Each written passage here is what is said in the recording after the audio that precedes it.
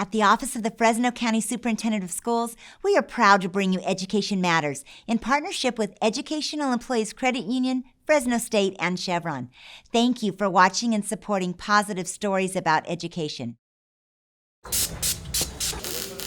You really can't tell it's hit or... From construction to STEM, students attending Mendota High School have many options in career tech education. We offer a CTE program that has 8 pathways, and 5 of those 8 pathways have an emphasis in agriculture, because in the Central Valley, that's where there's a lot of jobs and a lot of opportunities. Mendota High is surrounded by fields, and in this ag community, some students see agriculture differently. I feel like high school kids think about ag as like pigs, farming like that.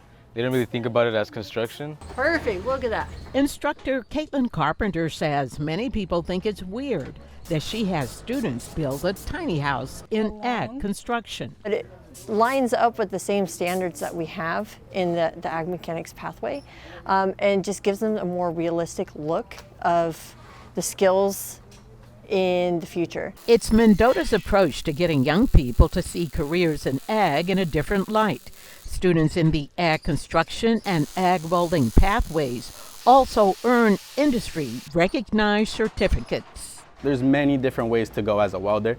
There's the fabrication, there's the pipe welding, and then there's even the jobs like supervisors. The high school's dual enrollment program with West Hills College allows many students to take ag science and other upper-level courses. They earn their associate's degree along with their high school diploma. So when the kids walk across the stage at Mendota High School, I want them to have more than a diploma.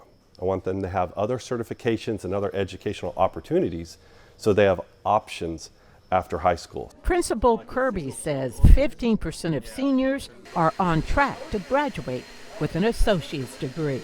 For Education Matters, I'm Juanita Stevenson, KC24, local news that matters.